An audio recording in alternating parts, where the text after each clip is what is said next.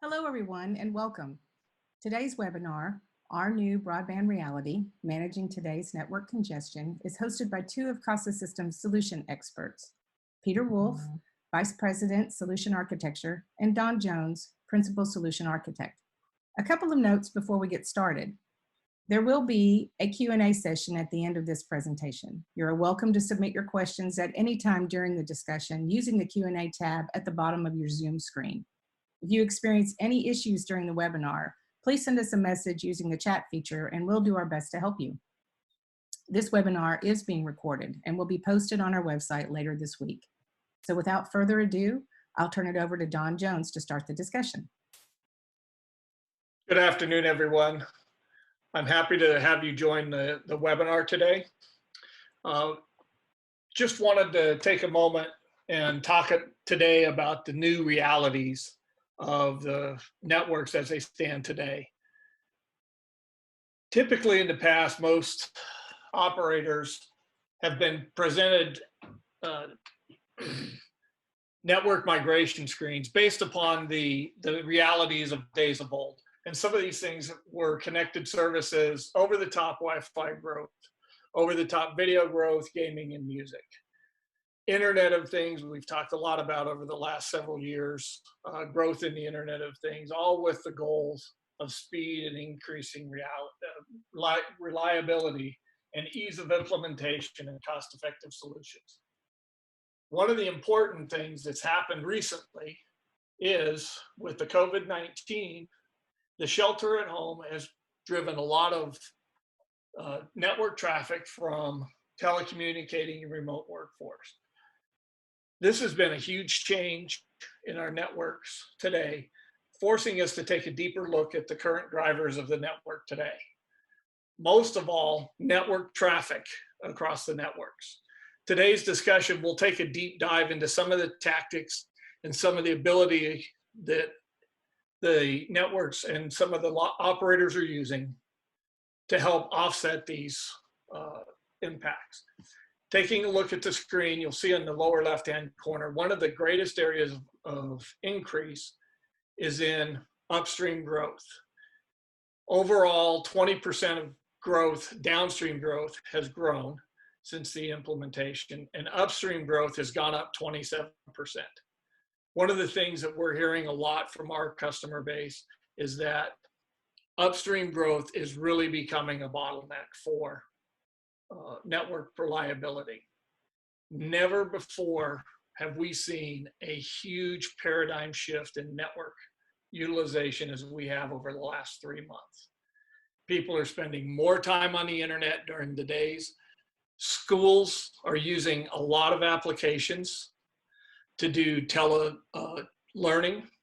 Businesses with teleconferences, webinars, a lot of customer meetings are now taking place remotely. All of this is adding to the downstream bandwidth. The problem is, the biggest thing that we hear and one of the biggest challenges people are facing is that downstream bandwidth and adding downstream bandwidth is not the big cure. One of the things that is a problem of adding downstream bandwidth is TCP Acts. And the TCP Acknowledgements, ACT stands for Acknowledgements, and TCP Acts require upstream bandwidth and actually raw bandwidth from the upstream bandwidth available on your network. So it's a twofold problem. Adding downstream bandwidth at the same time having to add upstream bandwidth to support the network drivers. So moving into TCP Acts, one of the things that I've been working with customers on is how much upstream traffic is eaten up by TCP Acts.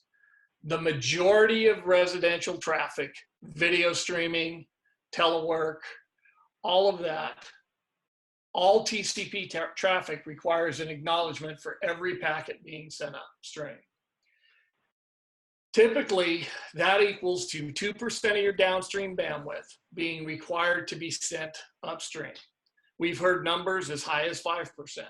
All of that varies between 2 and 5%, and it depends upon the technology that is implemented across your network. For example, a 300 megabit video stream will eat up 6 megabits of the upstream traffic of a service group for TCP ACKs. That's a huge percentage when you're talking about the asymmetrical platforms that we have in place.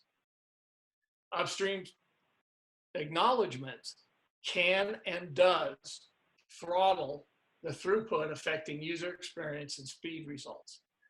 I have seen this in several operators over the past where they have gone out with intentions of launching a full gig service, only to find out that when they get into their testing, their acceptance testing, that they're not getting a gigs download. They're only getting 600 megs download, and that's the best they could get. And they have more than enough bandwidth. Drilling in, we have found a lot of those are upstream congestion related. That is a huge problem with downstream traffic and launching downstream traffic. So it is very, very important to know and monitor your upstream traffic bandwidth. Customers need to do that. The TCP ACK suppression and prioritization, those are tactics that are used in cable modems to help offset some of the acknowledgements. There are other things like concatenation that's available in the network. We're not going to go deep into these technologies today, but just recognize that they're there and they're there to help you. Okay.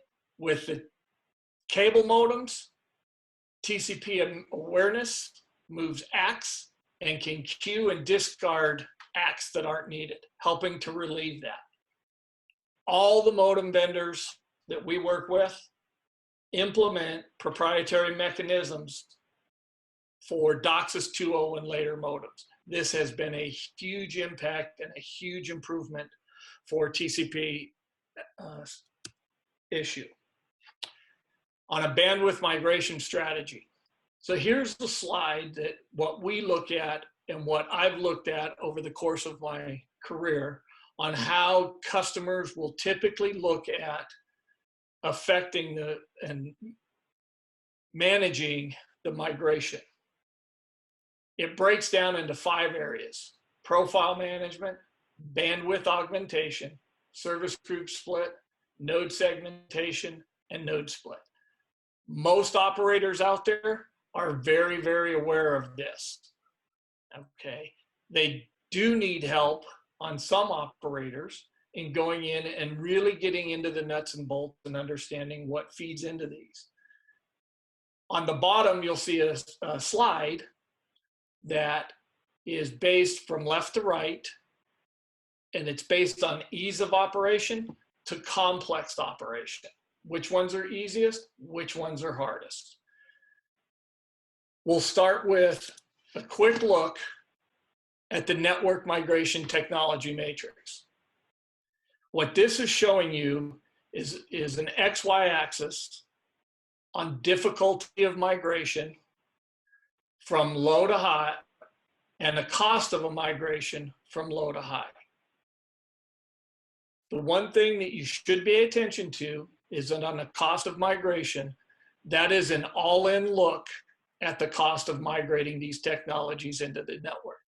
It takes into things as simple as getting MIBs working in your OSS system, and as complex as going out and reinforcing your fiber network.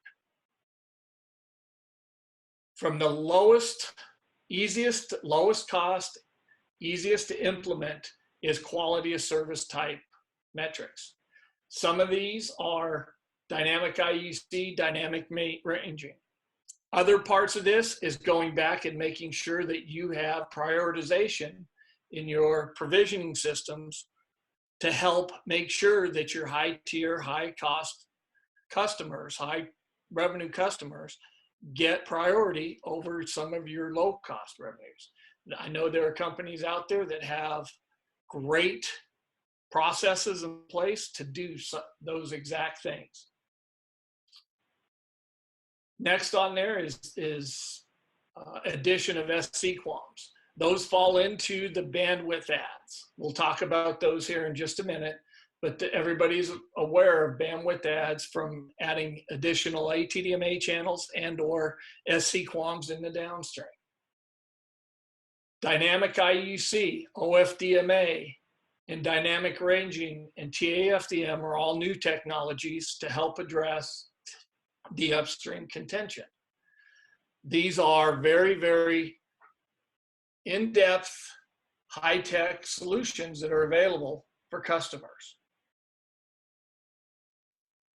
TAFDM is one of the latest ones that we'll talk about also here in just a minute. Service group splits. Service group splits fall into one or two categories. That's either taking and splitting the service group into hub site and or doing what some companies call a service group groom. And a service group groom is where you take a deep look at your service groups, recognizing which ones are utilized the most in both the upstreams and the downstreams, and doing load balancing by shifting nodes from one group to the other. These are very, very low cost because you're not needing to buy additional licensing from a provider. However, there is a little bit of a cost because it can sometimes take into account wiring in the hub sites. However, these are very, very easy grooms and typically very easy to do. Node segmentations are using the service groups and splitting them up and segmenting them out to new service groups. Higher cost because of the licensing and potentially having to add service groups and optical stuff to your networks. And then all the way to the top right, the hardest ones and the highest cost to implement are remote fly and node splits. I'm sure that none of this comes as a surprise to anybody, and that the cost of these can be quite overwhelming if you choose the wrong technology based upon your network. The one thing that I will say here is that before making any decisions on what tactics to take, you really need to have a good eye and a mindset on what your strategy is, where you want to be in the future. You have to pay attention to your CapEx and your OpEx. These can be critical in which this topology and network you want to add and how you want to address your network contention during this. We have no idea with COVID-19 how long the lockdowns are going to happen, or if there's going to be a paradigm shift in how businesses are conducting meetings going in the future. Is there going to be more telework? Is there going to be more or less travel? Are customer meetings going to be moved? Are we going to continue more distance learning through that? That is all yet to be seen. These are unknown answers. So we don't know. What you need to make sure is that your plan is very nimble, that lets you adjust quickly. These are some of the tactics that will help you get through there. From a bandwidth migration strategy, from a 5 to 42 megahertz split perspective, the easiest and one of the easy ones is to adjust your modulation profiles. Going back and looking at your outside plant, looking at your lasers. And one of the things that is hypercritical, and I see this question come up all the time, is what are my lasers going to do? How is my laser provision? How is my upstream performing? That all has an impact. And a lot of people don't look at those and don't look at this as an ecosystem from the core to the edge. They'll look at the core, they'll look at the edge, what's my technology on that, and expect the pipe to work. That has not been the case as of recently. From a downstream example, it's very easy. We've been doing this for decades now, since we introduced cable modems and DOCSIS 2.0 and bonding groups were available. You can add up to 64 QALMs in the downstream, well over enough bandwidth to allow for a 1 gig downstream bandwidth to each customer, if you have the spectrum in the downstream to do that. If you don't have the spectrum in the downstream to do that, or your strategy is to move all of your customers up to DOCSIS 3.1, which brings with it OFDM in the downstream and OFDMA in the upstream, you can start migrating in with OFDM blocks in the downstream. There's very unique things done on OFDM in the downstream, which lets you push that out towards the edge of your spectrum using bit loading in the downstream to help push the OFDM block potentially over the spectrum, and still using unused spectrum previously to get throughput, to get downstream throughput. But as I said earlier, downstream comes at a price. OFDM is great, but there's also a price for adding too much, too quick in the downstream without knowing how your upstream is working. When we look at the right-hand side of the screen, upstream is pretty much the same as downstream. We've been doing it for a while, adding existing ATDMA QAMs to the downstream, adding 6.4 wide, potentially 3.2 wide, looking at eking out how much of that noisy spectrum at the bottom of the 5 to 42 megahertz bandwidth we can get down with 3.2 and 6.4 TDMA QAMs, ATDMA QAMs. With the introduction of OFDMA and DOCSIS 3.1, that downstream spectrum becomes more usable because of the new LDPC forward error correction parameters that come along with OFDMA.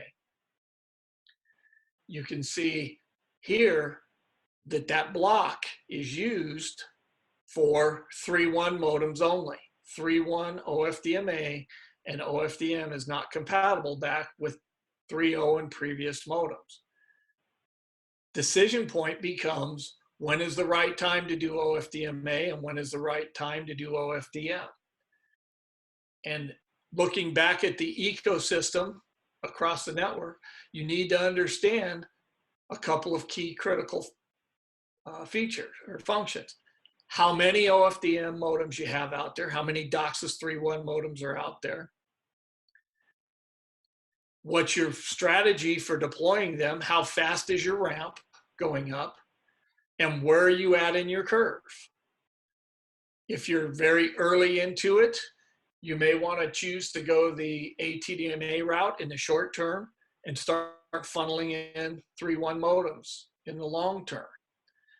The interesting thing about OFDMA with with LDPC is we've said it lets you use the spectrum that was previously unused. However, you can use that spectrum for one of two things. You can either address the noise down there and start going in with very high modulation profiles. We've heard of people using upwards of 256 QAM in their OFDMA block in the downstream because their service groups were small. They only had 250 to 125 homes per service group in the upstream. They have done a lot of work doing that. If you're in an area where you have 500 or potentially up to 2,500 homes passed in your upstream service groups, OFDMA can help you in that environment because you can run a lower modulation in the noisier part of the plant where you could not previously get any bandwidth through. You could run 64 QAM, 16 QAM down into the spectrum, and you can adjust the OFDMA to make sure that you get utilization out of that and still be able to grow your bandwidth and support your upstream, your downstream, and all the services that you need to support. Additionally, as part of the Cable Lab standards that comes along with OFDMA is TAFDM, time and frequency modulation. We're going to look at TAFDM and kind of give you an idea of how it works and what it means to you for that. Basically what it does is, if you look at the graphic, it overlays and shares the spectrum of the ATDMAs. So you can run 3.0 modems using ATDMAs, and you can run 3.1 modems and grow your 3.1 modems and still keep your 3.0 and 2.0 modems in place, all the way back to 1.1 modems in place and working on your network. So you're not walking away from technology and you're maximizing the use of your spectrum. One of the interesting things that has come up recently, and it goes back to looking at your network as an ecosystem, is really going in and understanding how your return path lasers are configured. And by adding OFDM and adding TAFDM and adding all of that power, the additional power, if you choose to run them at higher levels, how that's going to affect your lasers. Are you going to clip your lasers? You know, where is your laser alignment done? That is research that you should be doing as part of the look at migrating your bandwidth into your network, the additional new technologies into your network. Taking a deeper look at TAFDM, you can see here DOCSIS 3.1 supports time and frequency division multiplexing. And again, this is sharing which spectrum you put your SC QAMs, your ATDMA QAMs, and your OFDMA. They operate not simultaneously, but they share the spectrum. In the example on the screen, we're looking at a 5 to 85. The x-axis is the spectrum available. The y-axis is time. And when you look at time, these are slots of time that a cable modem will transmit, or a group of cable modems can transmit, because the CMTS can assign spectrum for 3.0 modems and a smaller amount of spectrum for OFDM. OFDMA. Looking at this, when you look at the time increasing, you'll see the bottom is a full OFDM block that is granted in your CMTS, in your timing slots. The next line up would be another time slice where part of it is granted to an OFDM modem, OFDMA modem, 3.1 modem, and a 3.0 modem is only using 2 of the allocated ATDMA channels, leaving 2 that are not granted. The third slice up, OFDMA, is transmitting at the same time 3.0 modems are transmitting on 4 ATDMAs. And you can see how that works as it goes up through the traffic. Now, this is not necessarily the greatest use of spectrum, but it does give you a lift and give you a migration plan so that you can start rolling out 3.1, and the CMTS will handle your 3.1 grants and your 3.0 grants effectively. What you need to remember is that when there is not TDMA traffic, the total spectrum will be used by your 3.1 modems. One of the strategies I've talked with customers about is they are targeting high-end customers and putting 3.1 modems in high-end customers so that they can get full utilization of the entire upstream.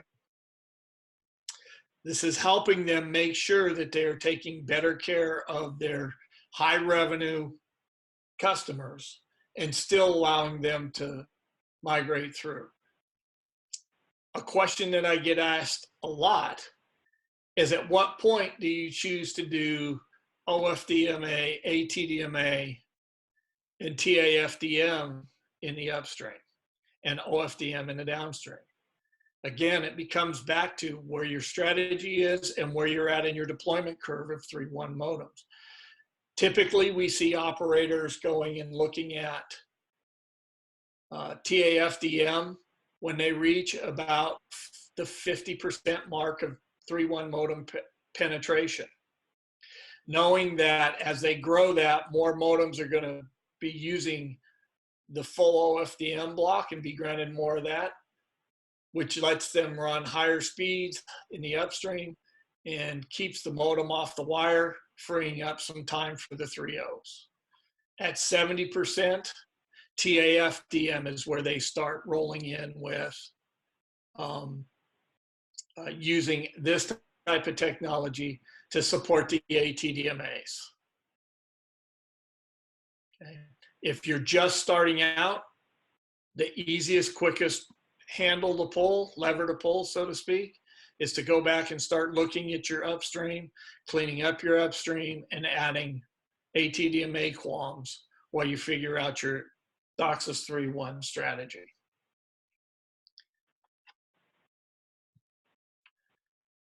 Dynamic IUC. Dynamic IUC is different from multiple IUC. In the DOCSIS 3.1 standard, there is a thing called multiple IUCs where cable modem is granted 2 IUCs, and IUCs are upstream channels. Okay, upstream modulation profile, excuse me, for the OFDMA channel.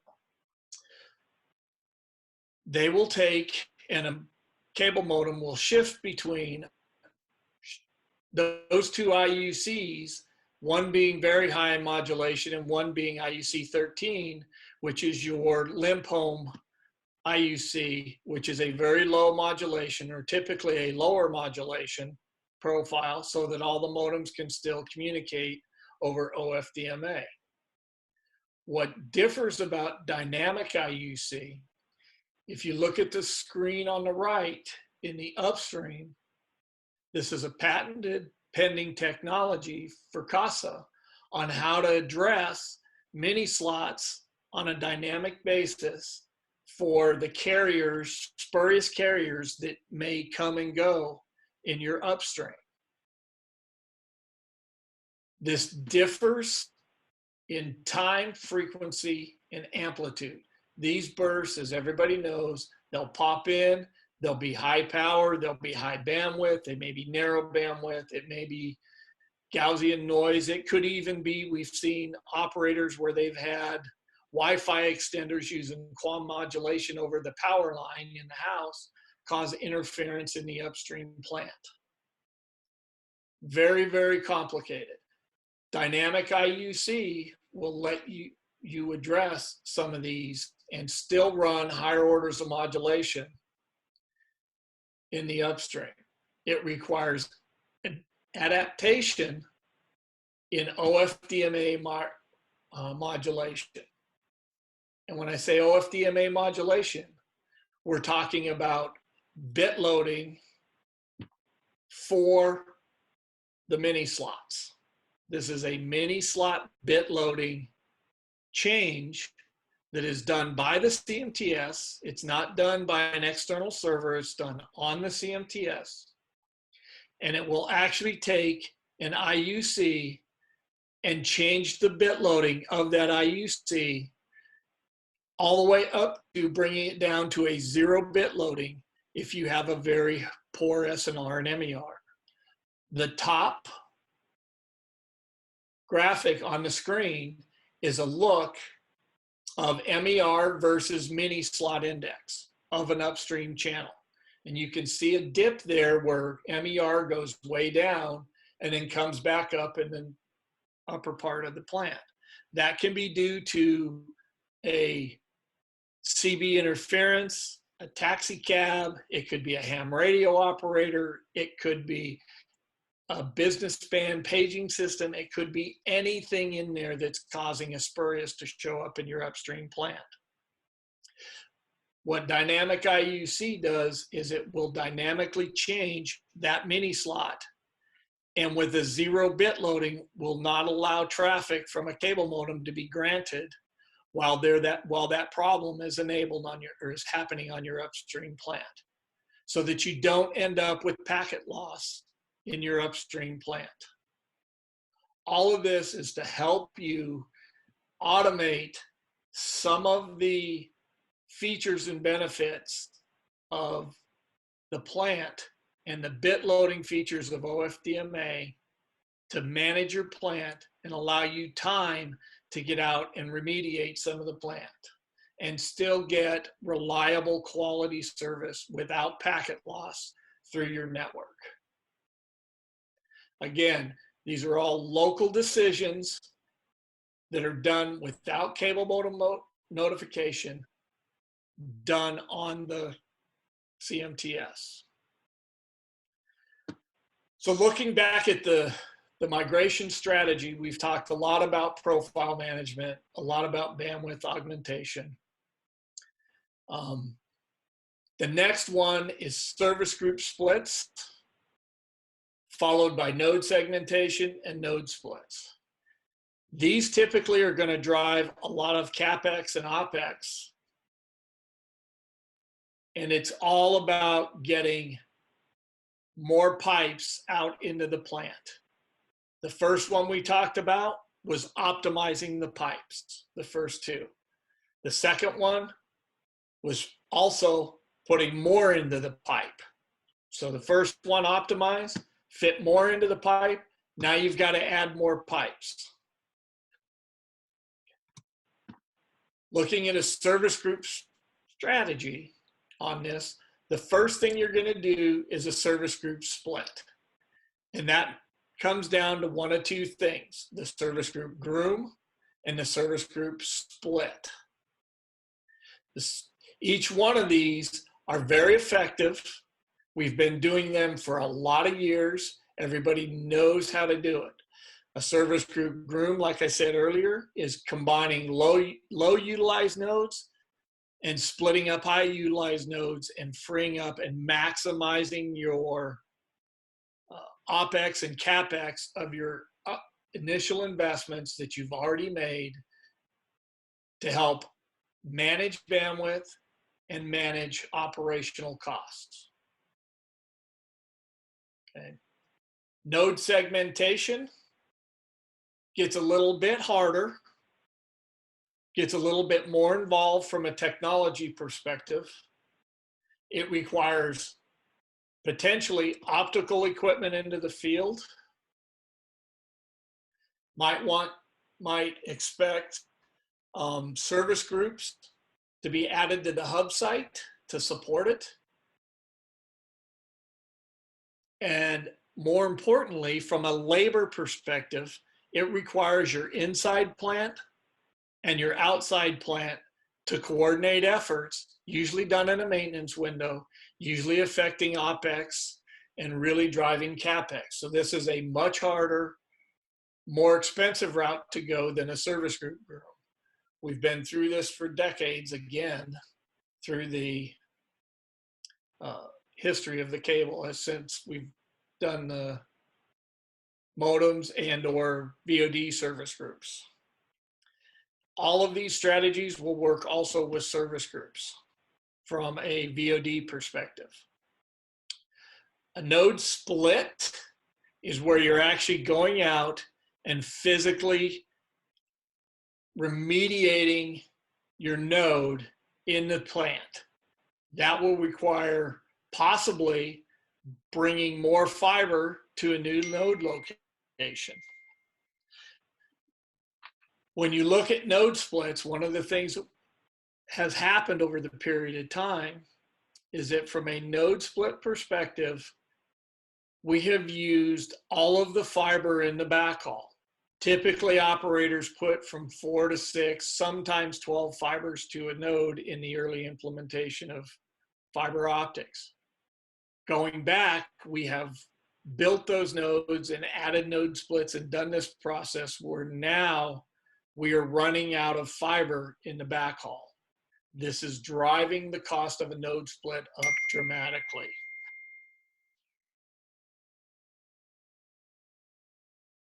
With today's technology using analog lasers, we're limited to 16 nodes per service group, per fiber pair, sorry. 16 nodes per fiber pair. 16 service groups per fiber pair is another way to look at it. That's not very good utilization of a pair of fiber. When you go into the digital domain of laser transport, there's technologies out there now that are getting 100 gigabit service per wavelength, and you can get up to 80 nodes on a pair of fiber using 100 gigabits to each node location.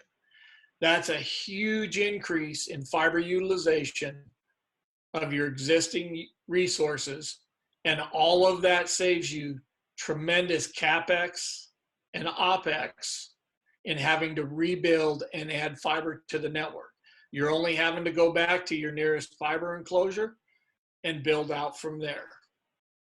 So technology is helping manage your fiber utilization.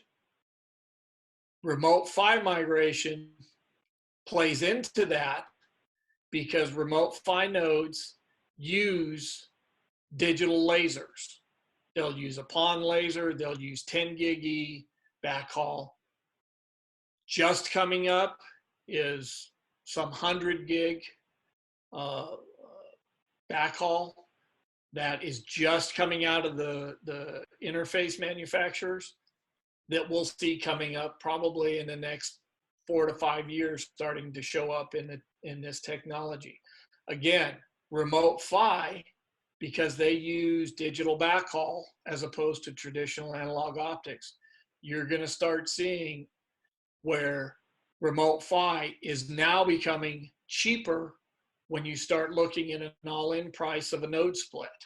You can go out and put analog optics in and get 16 fibers per pair, or you can make the change to remote PHY and get upwards of 80 fibers on that same pair, 80 nodes on that same pair of fibers. So it's much, much more efficient to use digital optics. And the other benefit of that is that the cost of DWDM optics is down probably in the order of magnitude of 70% of the less cost, 30% cost now for an SFP of what it was 2 years ago. So the cost of the optics has come down. The cost of the filters has come down. It's becoming more of a commodity type investment for the optical path. The hard part about is depending upon where you're at and starting to look at remote PHY, the lead time, the integration time, the ramp to get it into the network may come into play. Some customers are using remote PHY today to do that and have made that investment a year ago to start looking at it, and we're now seeing that ramp start coming up. The other benefit of remote PHY is in hub space. We've done studies and looked at hubs for customers where we're seeing hubs running out of space and being able to gain back up to 70% of the hub space. That's a huge investment for a hub when you're looking at an all-in cost to build additional hub space of $15,000 a square foot. Every square foot that you have to add to support traditional nodes with traditional optics and traditional wiring and traditional everything is very, very expensive from a hub and facilities perspective. So you're starting to see messages going out, and you'll see it here when we get into the cost matrix of this, where remote PHY is very, very attractive now instead of doing traditional node splits. From an options overview table, again, this is another look at it. This is starting with the top left, optimizing the pipe. This kind of chart gives you a feel for cost, whether it's OpEx, whether it's CapEx, the degree of difficulty. Adjusting the QAM profiles, as we said earlier, very low cost, very easy. Bandwidth augmentation, you can see that. That's more of a CapEx spend, a little bit more costly. OFDMA, TAFDM being the more costly of the two. The downstream channels, they're very easy to do, but again, there's licensing costs with those. And then from a bandwidth management and a network migrations, you'll see the node splits are the most costly. However, one of the strategies, by using Remote PHY, you can help offset the CapEx of your most costly. The degree of difficulty, once you get them integrated into the system and you've done all the hard work, the lab work, the technology, they go in very, very quickly and very, very easily. Node segmentations, a little cheaper, a little easier. Peter, I've been talking probably now for 40 minutes. Is there anything I've missed? Thanks, Don. So this is Peter Wolff. Thanks all for attending today on our webinar about bandwidth and capacity enhancement. We have a lot of good questions already from the folks on the call. And just a couple of clarifications I'd like to point out before we get to the questions. One of the things I think we meant to say that TCP acts are generally every segment or frame size or every other frame size, not every single packet. The other thing is, Don mentioned dynamic IUC, which is unique to Casa's scheduler and our CMTS product. And anyone interested in a little bit more depth on dynamic IUC and how that can really enhance the OFDMA experience, especially you have networks with really long cascades that could be subject to a lot of noise funneling. We have a white paper that you can request from us, and we'll provide that. That's a good read on how that works. I think we have a link at the end of this presentation so you can send your request in. Now let's get to a few of these questions.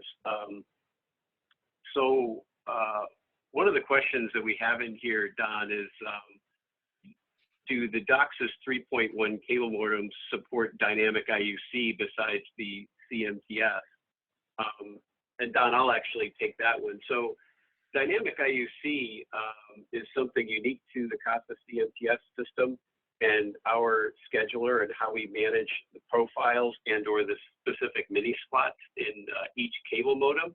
So I would say that the cable modem needs to support DOCSIS 3.1, but that's it. Another question we have in here is, are any customers deploying OFDMA today? Don, are you aware of customers and what kind of success they're having there? Yeah, I've seen several customers deploy OFDMA in some very large markets and some very small markets. They've been having a lot of success. Some of them are seeing modems that are transmitting in the lower part of the spectrum at 512K modulation profiles on the OFDMA block. It's surprising how well the LDPC is working in some of those plants and allowing customers to really pull that lever quickly to help support the downstream bandwidth driving the upstream contention.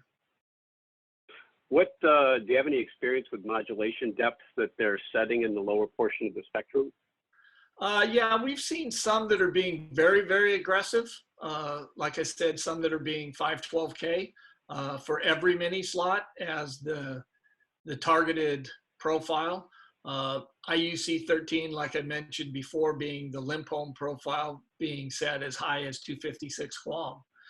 Some of the other operators that have large service groups and are really noise challenged are getting 64 QAM as their IUC 13 profile.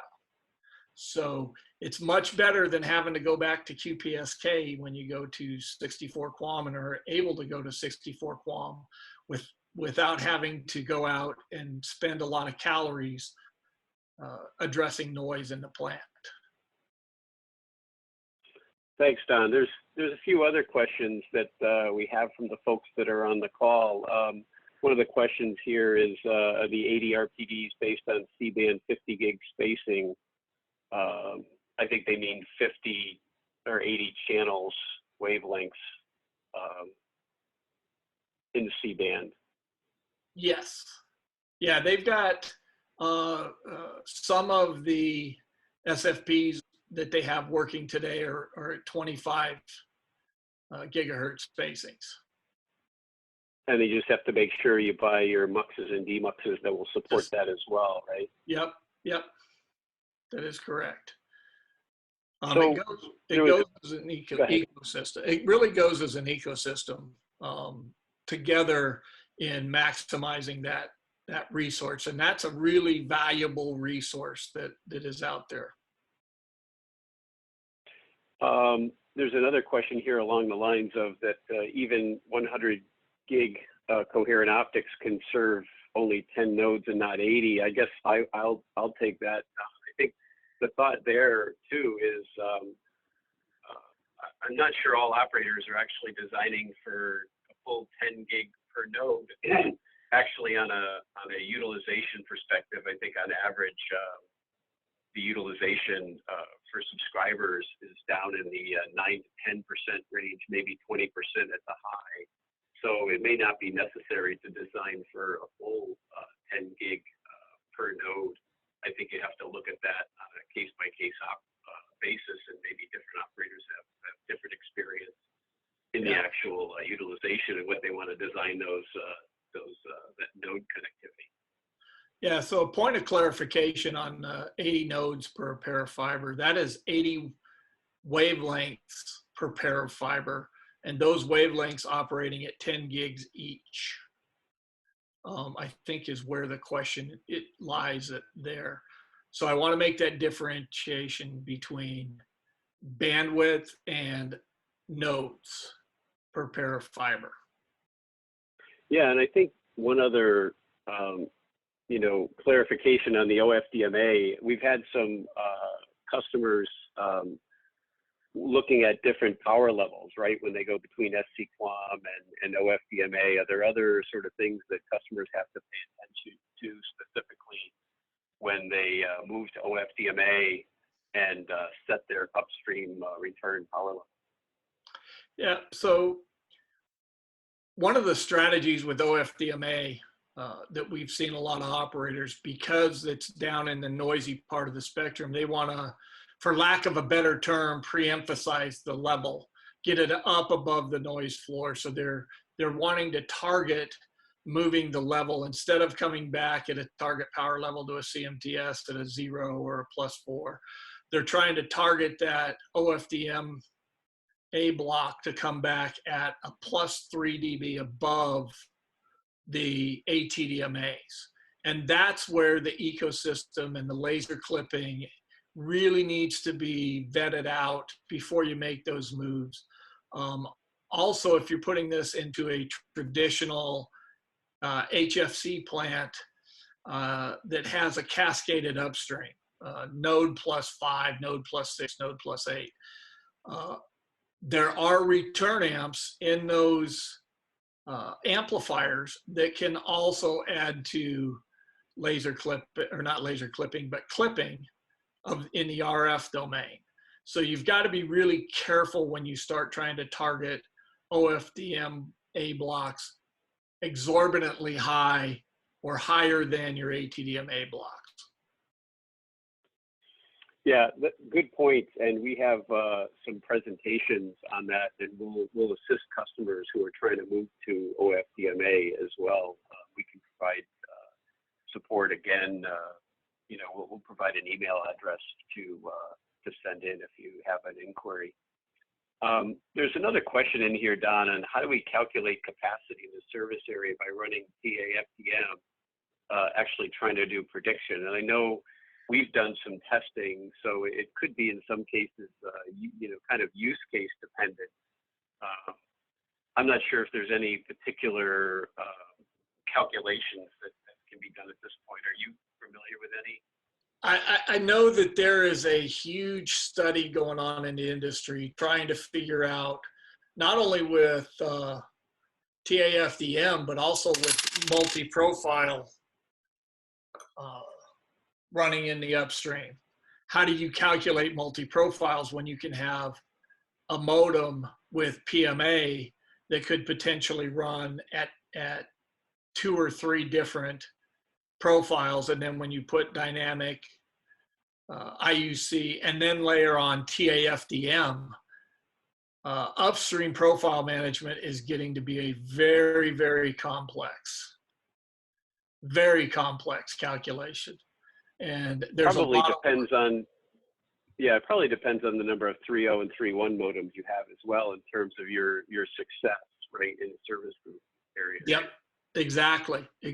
There's a huge matrix, and it is far beyond my ability to do those type of statistical calculations. I'm just not that smart. So there's another question, and actually, I guess, how many in North America have successfully deployed OFDM in large scale?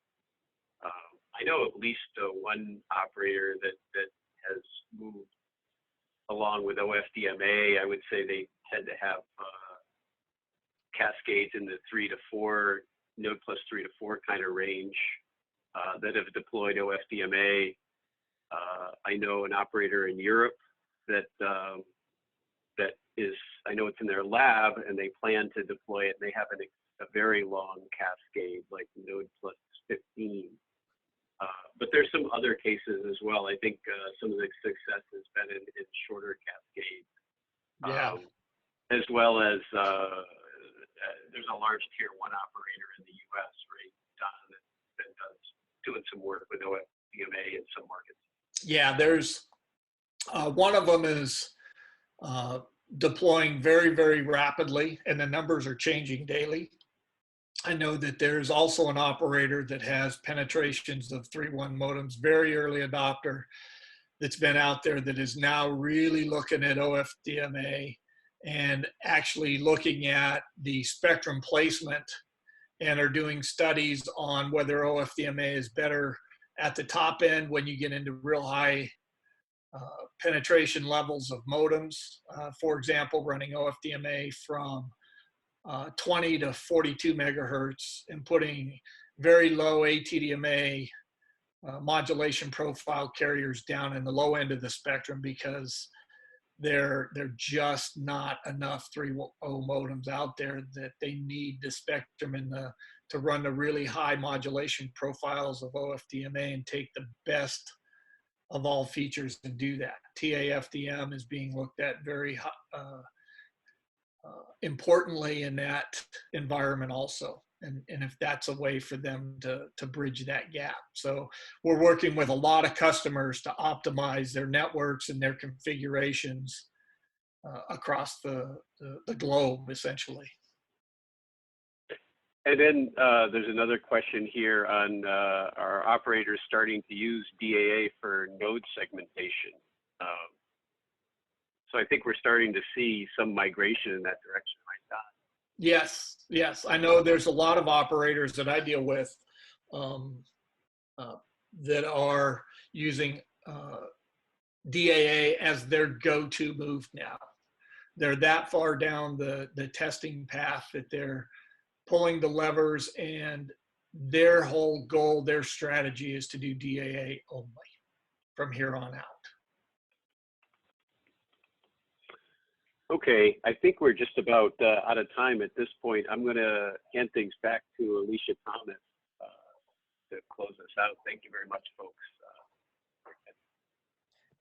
So thank you for your questions, and thank you for joining Casa Systems today on our webinar. If you need additional information, please reach out to your Casa Systems account manager, or you can contact us at casasystemsmarketing@casasystems.com, which you can see there on your screen, or you can visit our website at www.casasystems.com. Thank you, and everyone have a great day.